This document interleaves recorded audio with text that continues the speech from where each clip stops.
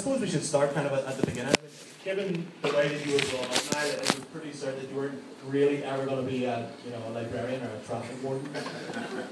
Well, no, I wasn't going to be that, but I could have been a scientist or a doctor. Well, it would have had to been something quite creative because, you know, the family home that you came from, while it was completely full of love, it wasn't exactly the most orthodox upbringing, so I guess, you know, I'd like you to kind of talk through those early years a little bit. Okay, what he's getting at is my parents, well, my biological father is black, obviously. Oh, well, it could be the other way around. But what happened was my mom had just turned 13, and her girlfriend and who was her best friend, were in the other room making love, and she and my dad were just sitting there twiddling their thumbs. Like, well, what do we do? She had just turned 13 years old. Well, why don't we try it too? And that's how I came to be. So my mom got pregnant. She only had one period and fell pregnant with me. She tried to abort me. They used to do coat hanger abortions, which were fairly violent, but I guess she didn't get, well, I'm here, right? So she messed up. She figured it out later on because she actually did it 3 times. But the father who raised me, as best as you could call it raising, was white. My stepfather and my mom married in 1959. So they were an interracial couple, white guy, black woman, in New York City in 1959. They were really hipper than you can ever imagine. I mean, hipper than hip. But they were heroin addicts. Haha, caught you with that one.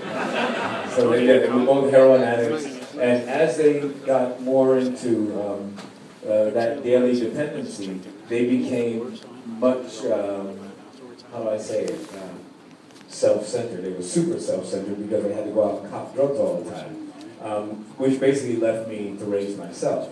So by the time I was 7 or 8 years old, I was fairly self-sufficient and independent, other than the fact that I slept at their house and ate the food that they had laying around. But do you think that then that's almost a double-edged sword, because having to become very self-reliant very early on just gives you that kind of the key to being determined and having a drive for success and your creativity? Do you think that maybe if you had a stable home life, you wouldn't have been able to achieve what you did? In retrospect, I could surmise that was the case.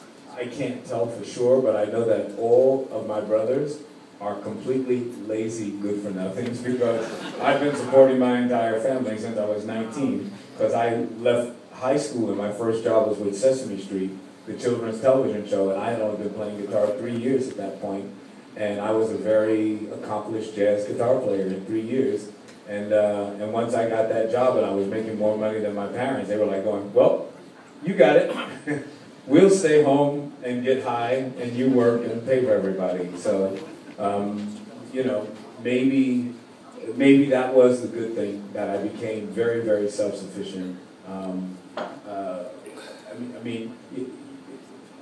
People ask me about all of the achievements in my life, that I've won a lot of awards for songwriting and this and that. The truth is, the thing that I'm almost the most proudest of is when I was 7 years old, I set the national truancy record for the United States of America. Yeah, 7 years old. 7 years old, I cut school 75 days in a row before they caught me. And I went to the cinema for 75 days straight.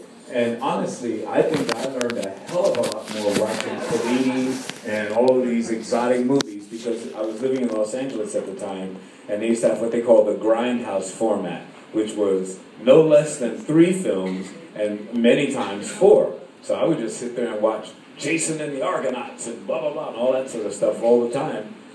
By the time I was 8 or 9 years old, I could pretend to speak Italian, because I heard, you know, Paolo, blah, blah, blah, you know, Fellini movies, or Fabrizio.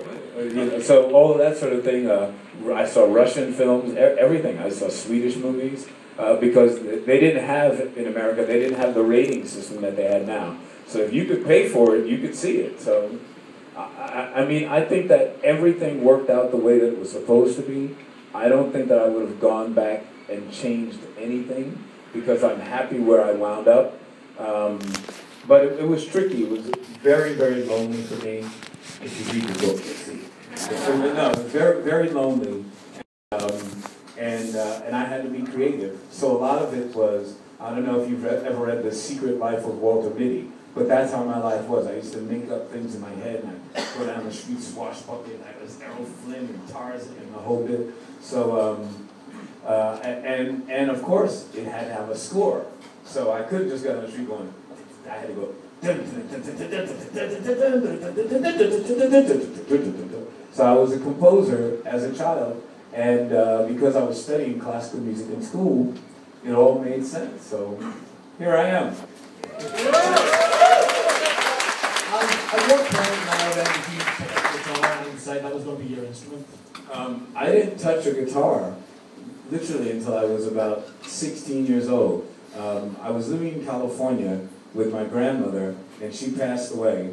I moved to New York with her son, and her son had a paramour, and the paramour had a daughter who I wanted to be my paramour. However, that didn't happen. She had a band, and she says, you know, the only thing we need to fill this band out is a guitar player. Well, up until that point, I had played at least 7 different instruments in the symphony orchestra, and I knew how every instrument functioned in the symphony orchestra by that time because I had studied, you know, composition and theory because that's what they taught in school. So somehow I believed I could magically pick up this guitar and know how to play it, even though guitar is not part of the symphony orchestra.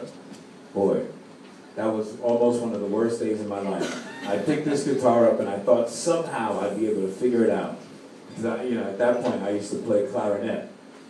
I picked up the guitar and made a complete idiot of myself. And all I wanted to do was impress this girl. She was so beautiful. She was so cool. And